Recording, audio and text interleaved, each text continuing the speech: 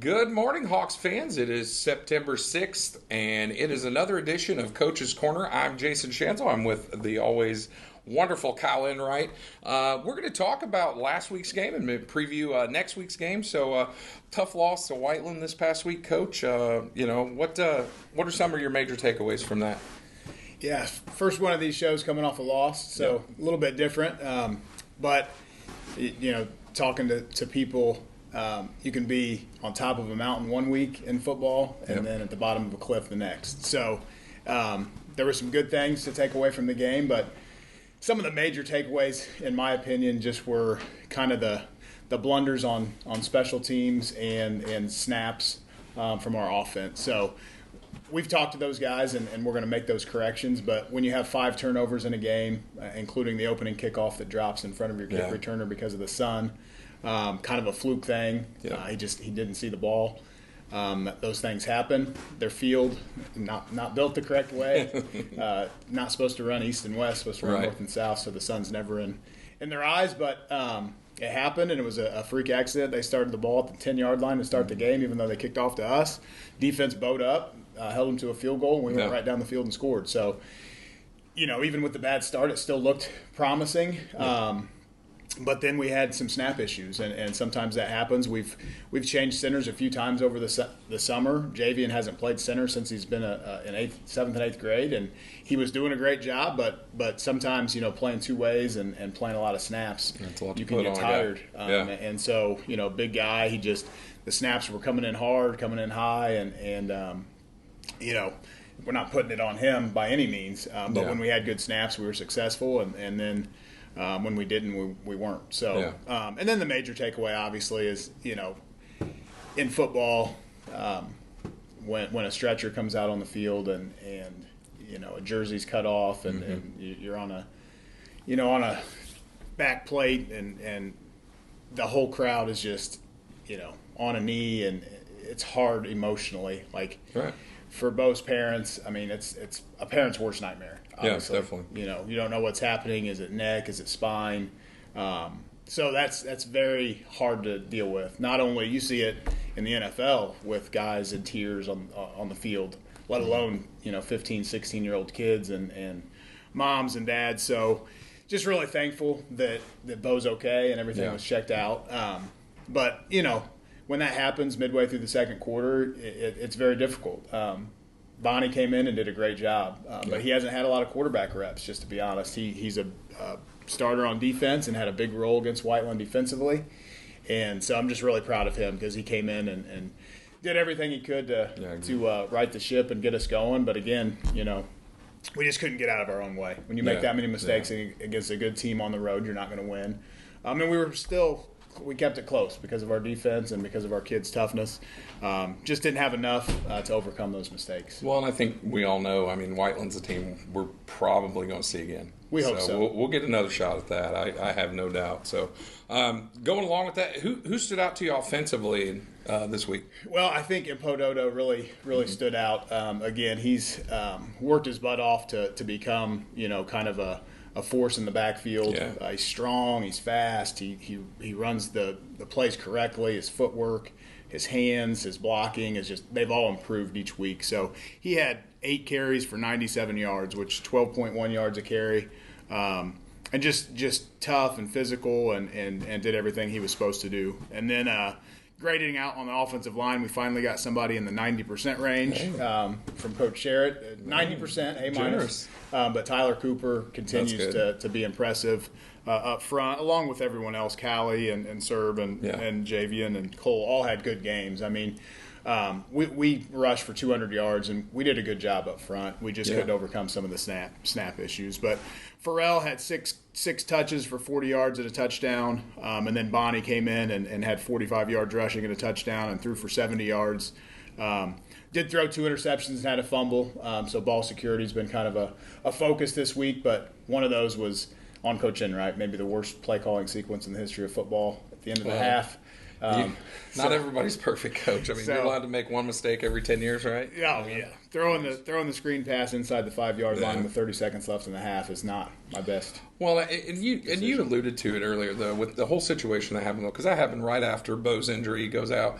Your whole mentality as a group, your kids, yourself, I mean, you're emotionally attached to these young men, to lock back in, and, that's an understandable thing, in my opinion, so Right. It's one of those things. It is what it is. It's hard sometimes. Like you want to put faith in the kids that are out there. So I was going to be aggressive and probably should have been more conservative. Get to halftime, talk about it. The new plan with Bonnie, and I just didn't do that. So.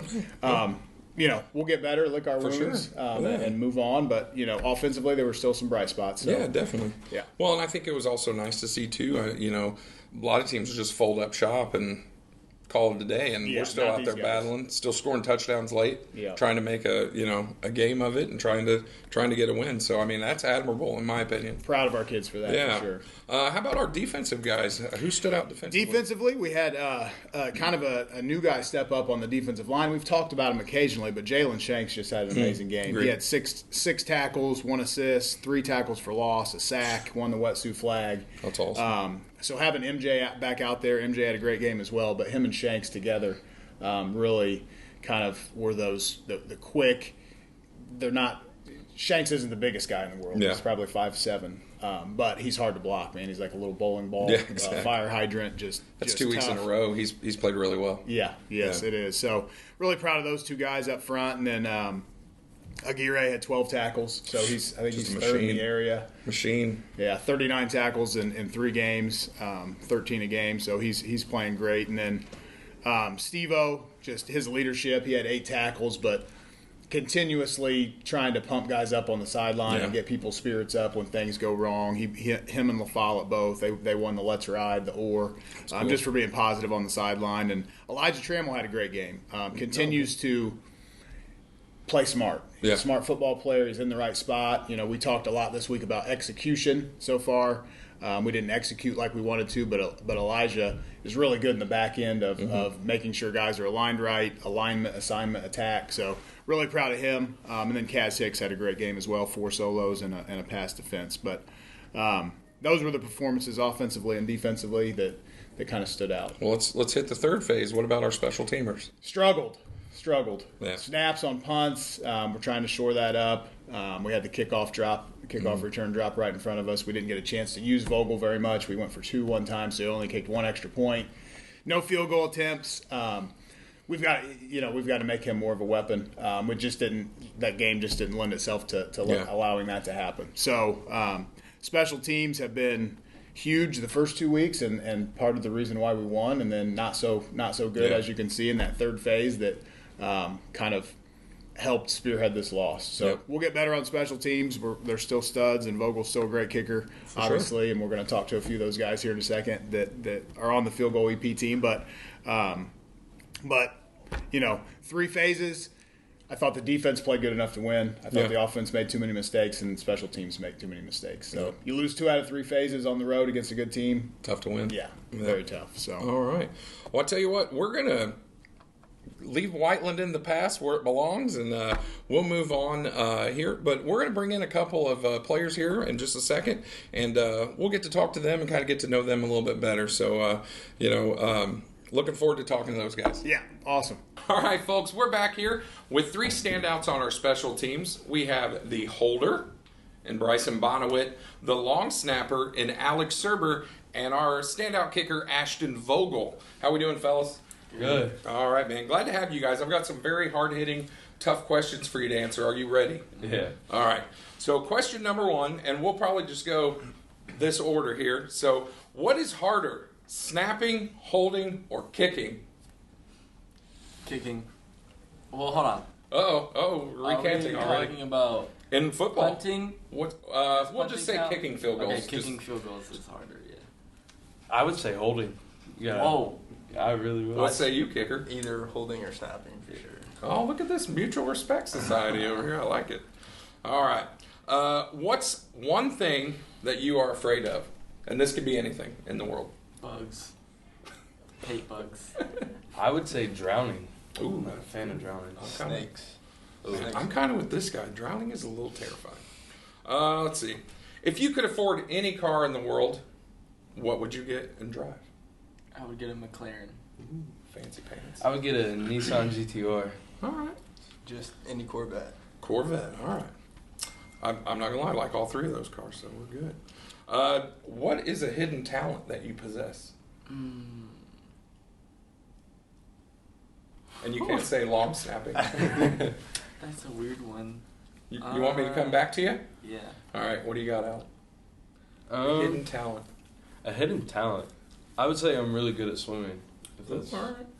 I can that's get a on. talent. Sure. I have no idea, to be honest. So we have, That's a hard one. so Surber's the only talented one in the group here. We have some no talent guys over here. Did you think of something? He's like, no, skip. All right, so not a lot of hidden talents, but that's all right. They have other talents that are not hidden. All right. Do you have any pets? If so, what are their names? I have two. I have a chocolate lab. His name's Cooper, and I have a Shih Tzu. His name's Ollie. All right. I got a fat cat. his name's Leo. Just hurt Leo's feelings on camera. I have two dogs, one named Sammy, and one named Simba. All right, so we got some cats and some dogs in there. Let's see. Do you believe in ghosts? Are those real? Ghosts real thing? No. No. Yeah, I don't really believe in that. I do. Oh. Well, we got a couple skeptics and somebody who believes in ghosts. All right.